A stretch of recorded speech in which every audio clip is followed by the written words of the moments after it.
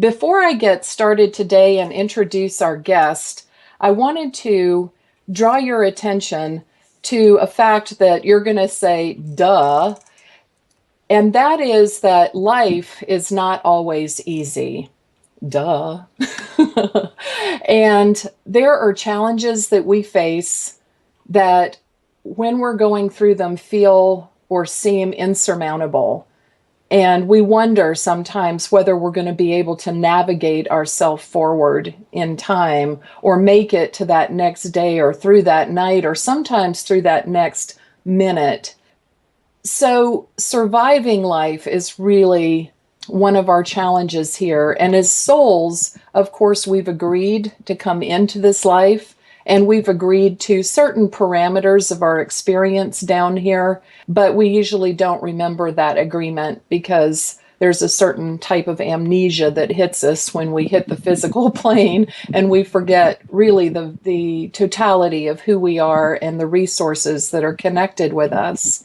And today I'm asking someone who's becoming a friend of mine and who has really got a lot to say. He's an author, and I met him initially through 2 or 3 years ago through a psychic reading. He had called me and we did our reading, and time passed. And then more recently, I reconnected with him because he was hosting holistic expos here in Roanoke, Virginia, and in Richmond, Virginia, and I really wanted to be a part of that. Has a directory that's a healing arts directory. I'll get him to tell you the specifics on that, but his name is Steve Wentworth, and he has written a book. Well, you're getting a sneak preview of the book. The book's title is Fifth Time's the Charm. Now, you and I know the expression is usually third time's the charm, and you know that when that doesn't work, you keep trying, and maybe fourth time's the charm. Well, for him and his story that he's going to share with us today that led to the writing of this book, the fifth time was the charm. And I'd like to welcome Steve Wentworth. Thank you so much for joining us today, Steve. Hello, Tracey. Good to talk with you again. Well, I know everyone's curious to know about your book, but before we got started, you have had a passion for the holistic world of things and sustainable world of things for a long time. And you have your own metaphysical side, obviously, because you invited mediums to the to the event. Tell us how and when did this passion develop for you in this direction? Well, and we'll get to the book, but to get into, I guess, the passion, I have to pretty much set the stage with, I'm a 5-time cancer thriver. I don't like using the word survivor, but thriver. Cancer thriver. I like that. And that's what the fifth time is a charm, when we talk here in 2 minutes about that. But I was a hypnotherapist back in the early 90s. I was living in Missouri, and then I was offered a position in Phoenix, Arizona as a clinical hypnotherapist. I took that position, went there, and had my own business for hypnotherapy, clinical hypnotherapy practice for, I guess, from 94 until 97 or 98, somewhere around there. And then I was diagnosed with non-Hodgkin's lymphoma, and so one day there was a show called Whole Life Expo, and there was a series of those shows all over the country because they were the big names in holistic expos. So I was diagnosed with non-Hodgkin's lymphoma, and that was, of course, the third time I had been diagnosed with a cancer. I was walking one day. It's an amazing story, really, but because I was very weak. I was walking. The chemotherapy and the treatment was just so horrific that I was very weak, and I was determined. A friend of mine and I, we went to my partner at the time. We walked through the show very slowly. I had a cane in my hands and ice around my neck because they were doing head and neck radiation. And I lost my balance and fell partially into one of the exhibits of this show. And her and her husband had several books that they were selling, but they also had books that some of their favorite books. And this particular book just literally fell in my lap. And it had been produced probably, maybe 5 or 6 years before that. And it was A Return to Love by Marianne Williamson. And that diagnosis, that expo, and then that event is where everything really launched from that. Although I did know, feel like it was something was different when I was younger, like a lot of us do who are, on the metaphysical side of life. Yeah. Sure. Oh, wow. So it launched everything. And, it's just been an amazing, absolutely amazing, I have to pinch myself sometimes because I think, wow, I really have the opportunity to do this, to be able to be fully expressed and help whoever I can help in the area, whether it's being a positive role model, but it's all about service, and that's what it's about. It's about knowing your place in the universe. Here, it's about service. Yes, service, yes. self-awareness, and then service to others, and because in my case, if I don't have that, then I might as well not be here. And in a minute, I'm sure that we'll talk about that, and especially when we talk about the fifth time. Oh, wow! But anyway, that's how it started all. Wow! And so, does the book discuss part of the journey that began with tumbling into that booth, or? Yeah, well, yes, it actually, when I started working on this book about 3 years ago, I was faced with how to, some people think that it's not that big of a deal, but I was faced with how do I open the book? Do I have something that's very profound and something that would probably make anybody very uncomfortable because it was pretty, there was, kind of violence involved in it. But as a 5-year-old, when living in Portsmouth, Virginia, near Virginia Beach, I was, molested as a child, very young child at 5 years old, and beaten and almost left for dead. And I had a very abusive father growing up. So I ran away from home. Yeah, ran away from home at 17, and then was able to have a scholarship because I spoke Spanish fluently and got 2 years of college. Paid for, and with a scholarship, and then I went on to Washington D.C. and that sort of began the journey of everything. And at the time, I was when I left my home because I could not be around my father anymore. No. So there are detailed things within that as far as what happened. That basically the book opens up and it takes you to that place of what happened with the molestation in an end, which had nothing to do with my father, but it was a very, mind-boggling experience as a 5-year-old, and I remember it clearly today as if it was yesterday. Although now I look at it as I say, that's been an amazing teacher for me. So it's. Yeah, I know the statistics of people that have suffered from sexual molestation or abuse beyond and beyond and beyond is really amazingly high, and I think by your sharing that's very brave to have shared it in your book, and also I think that it will connect with a lot of people that have gone through that, and how you progressed your way through that. So take us forward into how the book took shape. How did everything come together for that, and then share with us as you will from the stories that are within it. Well, the journey basically after when I did arrive in DC, I had a background in broadcasting. Oh, did you? Awesome. Yeah, we had a radio station in our high school, and it was kind of a charter type of school, and they were doing really different things with trade, like woodworking and electronics, and and nursing, and so it was a very interesting school, and it was a high school. It was 80% African American and 20% white. I came up in an amazing family and environment that when we looked at everyone around us, we were saying, we never said that person is different because that's what we grew up in. So we didn't, we did, even as a white person, none of it. ever made sense to us. Like, well, isn't this just what it's supposed to be? So for somebody that was had been abused physically by my father for many years, I never felt that I was fully expressed. And I share this with friends, families, and former clients that full self-expression is mandatory to be able to manifest that balance in your life. And what was interesting for me is that the non-Hodgkin's lymphoma actually started with tumors in my throat, so the chakra, the throat chakra. So it made perfect sense, hold on one second.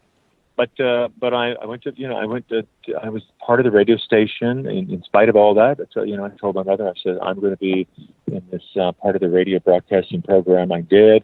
And it really set the stage for me to in spite of the, the bullying and all the other things that went on, I was able to appreciate my voice and self-expression. Well, you have a wonderful speaking voice, absolutely wonderful speaking voice. Oh, thank you. Appreciate that. And a beautiful heart, because I've met you and know you. So you moved to the DC area with this background, and what happened then? Well, then when I went to, then this is where I went to work for a radio station that was part of American University, it was owned, I believe it was owned by somebody that was a major figure in American University up in D.C., and I couldn't go back. The money was gone from the scholarship. Mm-hmm. So I just went right into going into interviews with, voice testing with radio as a broadcaster, and they were amazed and picked me up immediately, and I felt very fortunate. And looking back on that, I'm thinking at the time, it's amazing how to make that transition from not speaking at all, unless you're spoken to getting behind the microphone and letting it all hang out, so to speak. And so, but that was the first step in healing, was getting that big job in radio broadcasting. But also then I was doing some hypnotherapy on the side. So there was a lot of just beginning the process, I should say, going into hypnotherapy as well, considering it, liked it, thought it was fun. Looking back and delving into the individual's childhood with some age regression, things like that. So then at the time I really wanted to, is anybody out there who can relate to these experiences, And as a gay man, I realized that there were thousands of them that could relate to those experiences. Oh, yes. So, of course, you grow up as a little boy and you're not what your dad wants. And, there are many, many gay men out there and little boys who have paid a price for that because they didn't show up in life exactly the way the dad wanted. Yeah, because the family unit is what forms our sense of self-identity. We don't know any different. They are our mirror in our world at that age, before we realize the world is bigger and before we realize there's a giant, humongous universe inside of each of us. You moved to DC and got a job in professional broadcasting. Right. And then what happened? Well, I looked at the idea of doing something with my voice other than radio broadcasting, and hypnotherapy is one of those. Although I kind of put it off for a while, and it was there, then it kind of came back several years later. After being in Washington, D.C. for I guess probably about 2.5 years, I decided I wanted to be somewhere else, and I had met somebody and sort of developing a relationship, and this person lived in Dallas, Texas. So I went on to relocated to Dallas, Texas. I was there for about 5 years, and but by the way, just back in just a second, I actually in D.C. is when at 20 years old is when I had my first cancer, and it was rectal cancer. It was, sorry? What type? The first cancer. Oh, the one was in, yes. Oh, and wow. I was 20 years old. That was in 81. And so I had surgery, and I told the doctor, an oncologist, I didn't have time to do anything more than that. So I just went ahead and took off Now, was Dallas, that the one Texas. around your throat? No, that was rectal cancer. The Oh, I'm first so one happened. sorry. Yeah. Yeah. Okay. Oh, wow. At 20. And at 20 years old. Um, but I got through that, and just the surgery part of it, and then moved to Dallas, Texas, and went to work for the AT&T / Bell, Southwestern Bell. But I decided that I could do sales. I could use my personality skills and things, and now being a little more fully expressed. So I went to work for AT&T, which then became Southwestern Bell Yellow Pages, and we had about 3,000 sales representatives at the time, all combined. And I was fortunate because I ended up being the number one salesperson in the nation for 4 years. Oh, wow. Yeah. So you went from not having a voice to having an anonymous voice on the air to directly speaking with individuals by phone. Yes. Yeah, and it was in person. And in So I was person. really able to use, interpersonal skills, and so I went through that experience, and I was promoted to a regional trainer, and then they transferred me to Atlanta, and I had just an amazing time just teaching other people that interpersonal skills is what mastering our interpersonal skills and how we relate to people really can lead to anything, because that's what starts it's what we think first, but then the other thing's what comes out of our mouth. So I always said that in sales you really should be a consultant and not a sales rep. So I was very successful at that for that next 5 years. Yeah, I'd say out of 3,000 people to be the number one for 4 years running, that would definitely be considered successful. Well, I joke with my friends, and I'll say, and I'll kind of I bring it down a little bit more, and I'll say every day, every week, every month for a little over 4 years. Yes. So I just kind of know that I didn't even skip a week. That's awesome. That's awesome. It was and once when I got on a roll, I remember working around some of my colleagues. A lot of them, of course, were not that happy with the fact that I was in that position all the time, and I guess they felt kind of bored, maybe a little jealous. And I'll never forget I had a manager that was an ex-professional boxer and a Marine, and he used to smoke these cigarettes with these long, kind of a Tipperella plastic tips on them. And he one day was in a meeting. He said, "It ain't bragging if you're doing it." So right. That was So that was. But it opened things up for me. But then I was transferred to Atlanta. I had my third cancer, which was diagnosed as invasive squamous cell carcinoma, which was actually on the side of my nose, on the left side. And invasive squamous cell carcinoma is exactly that. It's invasive, and it's like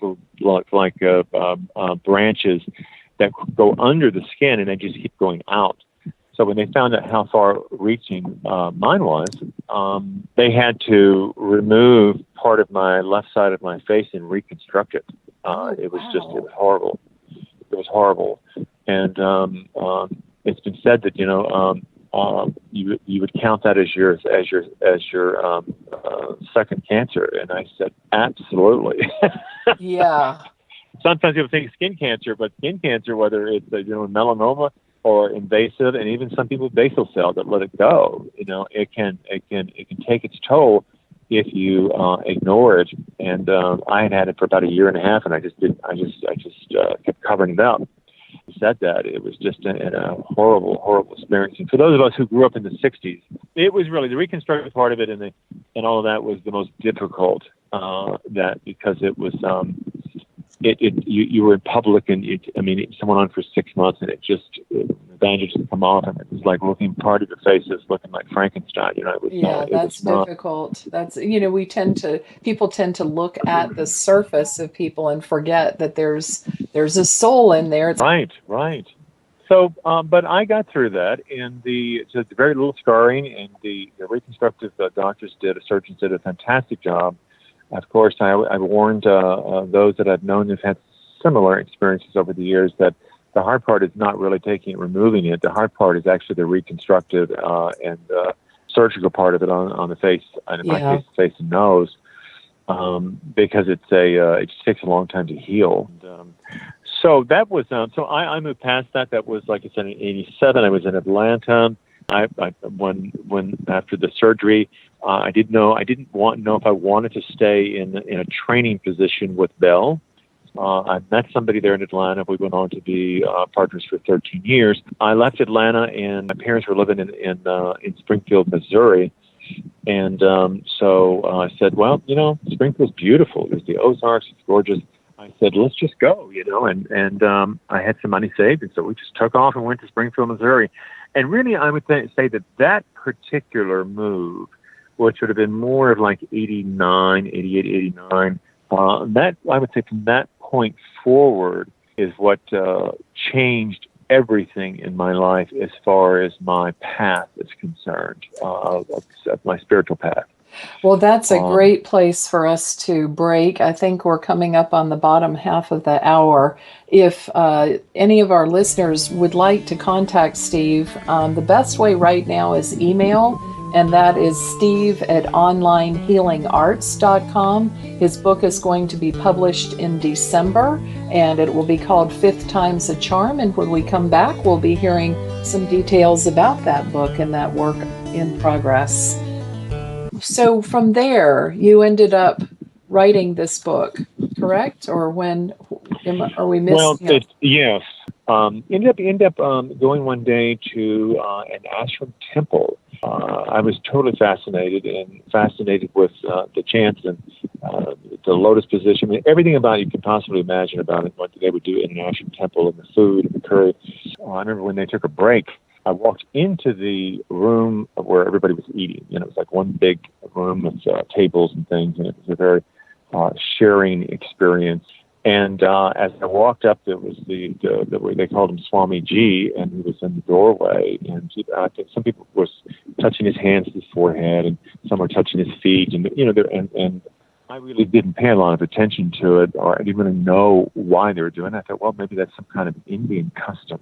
It was what was so amazing about that experience was that as I walked up to the and I thought, well, I'll just I'll just reach down and just touch his feet. Let's go with the rest of the crowd. And instead, he said, no, and he kind of almost like polite, just in a very soft, gentle way, and pointed his finger at me, and went, no, and then he reached down and did that to me, and then brought me back up.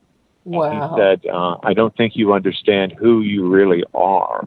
I mean, that resonated with me. I mean, it just went over and over and over in my mind, the rest of that experience. And I thought, and nobody could, the people that I was with, they just couldn't figure out what it was and anything about it. So I thought, oh, well, that's kind of nice. And I felt a little bit embarrassed because I thought I didn't see anybody else doing that to anybody else. Isn't that kind of strange? So I didn't, but I feel like that event, that's what would seem so simplistic maybe to some people, but that was an event that would lead to my amazing journey. And then after that, it's like I said, it basically took some time off. And then we decided, my partner and I, that we really wanted to be, in a booming city. We had heard about Scottsdale and Phoenix and Sedona and all this. And so, well, we're not tied to this, to this city.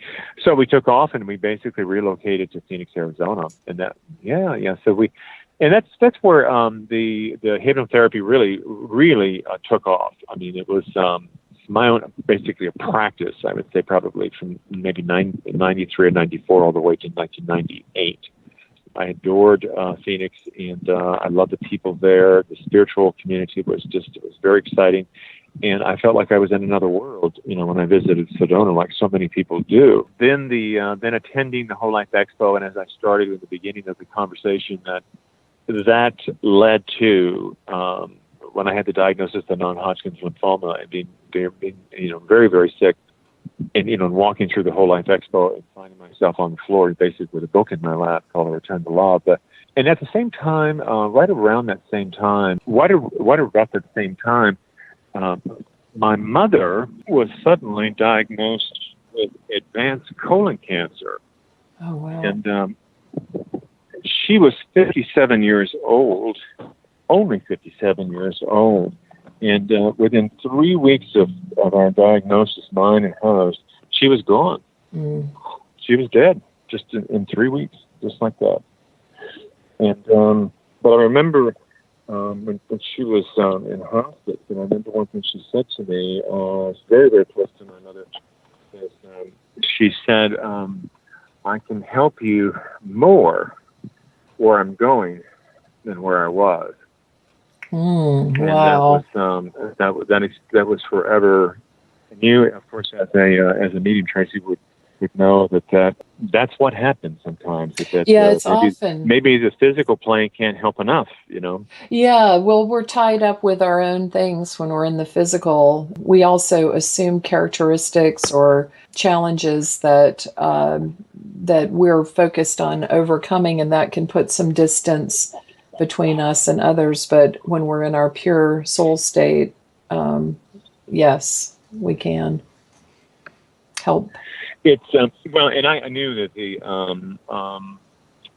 there's a small passage in this book in there that it's basically that my sister and I were taking care of my mother was getting really sick, and but at the same time trying to juggle everything, taking care of my mom, and I remember in the middle of the night something woke me up, and then when I woke up, I looked up and I saw what appeared to be sort of like a very small sort of angelic figure, and it was golden light coming out of it, and it was sitting on the very top of the post of my mother's bed, and looking at her.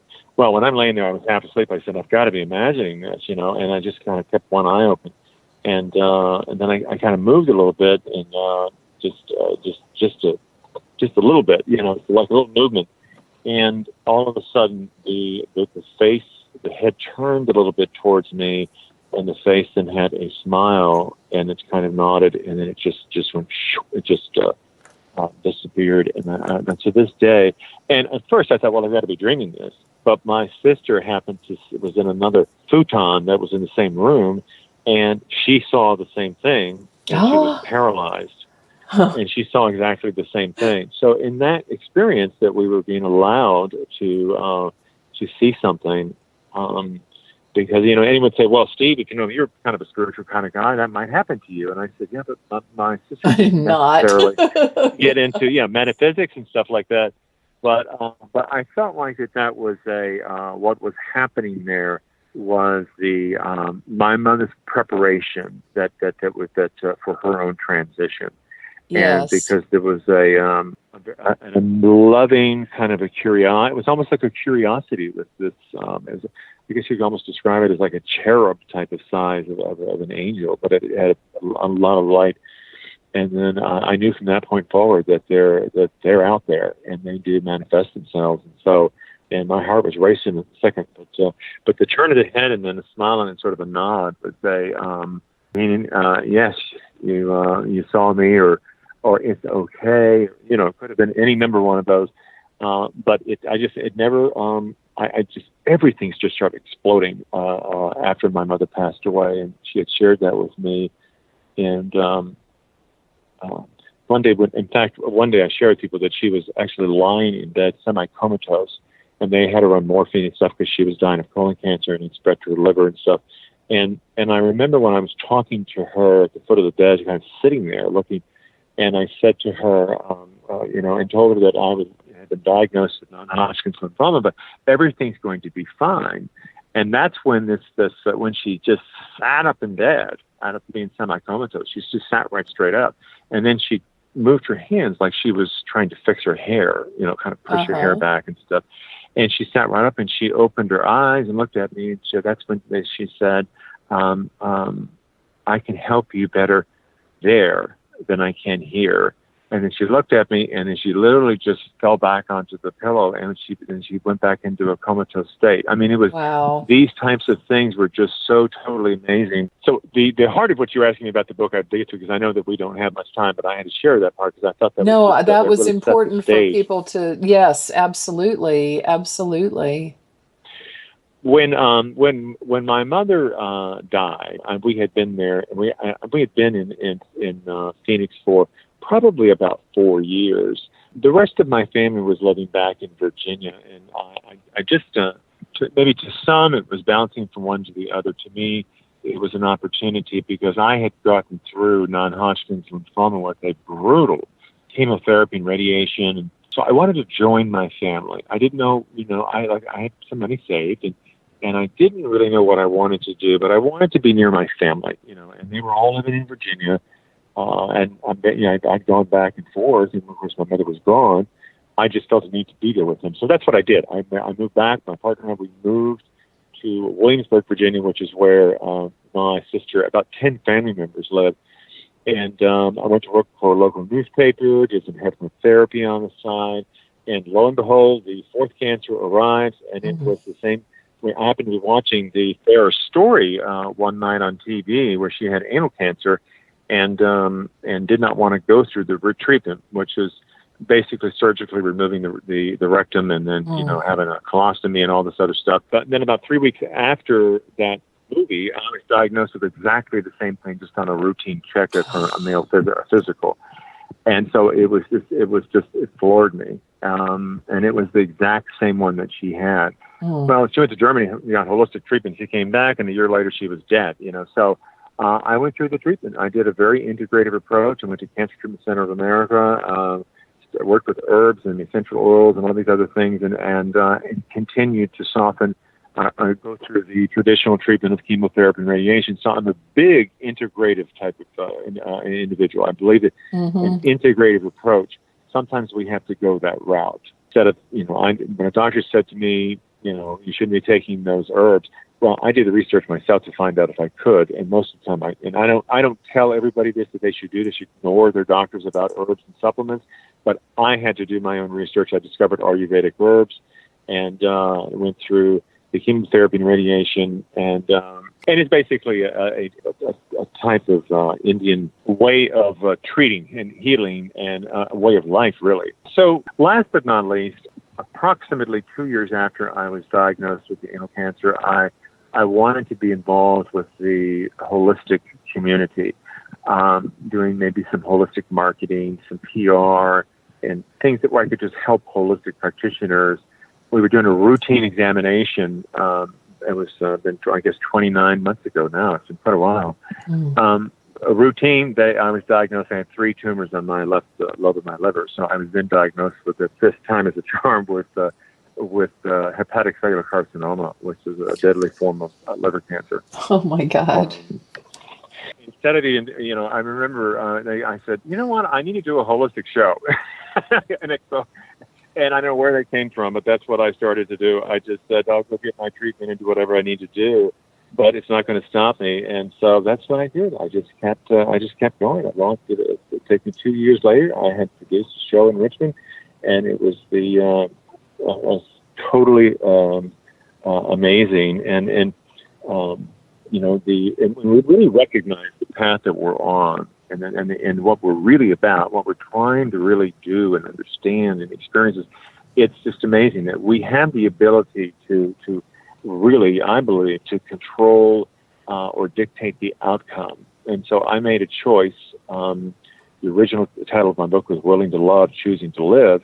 And I made a choice that this is I'm supposed to be of service through expos, through coaching, through speaking, and I had a lot of fun doing it. And I'm very, very humbled by how people have been helped by these experiences. So I just keep moving forward. What a beautiful way to give back. And I think that integrative approach that you spoke about is a great way to segue into some alternative medicines that are quite powerful. Ayurveda has been around for millennia. I don't even know, tens of thousands of years. Kind of a combination of things, and it's been very helpful. So here I am when they might give maybe 90% of people might even make it the first year with liver cancer. Here I am 29 months later. So I think attitude, what we put in, I had a couple of advanced type of treatments on my liver to help destroy the tumors, and then along with with the Ayurvedic herbs and things. And so you just kind of put all that together, and I just packaged it up and was able to, and I've been successful. And I'm here on the West Coast. We're going to be producing shows here as well. And because it's a great way to end the conversation. It's all about getting the message out there and spreading the being of service to whoever crosses our paths, and because they're all teachers. They're all teachers to us, no matter what happens in our past. Absolutely. Well, thank you, Steve Wentworth, for joining us today. If you want to reach Steve, you can email him directly at steve@onlinehealingarts.com. We also have richmondholisticexpo.com, which is the show we just completed. And there's some other ways. I'm on Steve Wentworth. I'm on Facebook. You can Online find Healing Arts is on Facebook. So yeah. So I'm easy to find on those thank you, Tracy. I really appreciate the opportunity to share. You're so welcome. I'm so used to standing in front of a group. Of people and talking. So I said, Darren, my partner said, "Well, you've used your voice this time and really That's gone right. Back to radio." Well, thank you. Back to radio. Thank you, and thank our listeners for joining us. We'll see you next week for a view of life from a medium's perspective. And remember, it's never inappropriate to be kind. And without integrity, you have nothing. See you next week.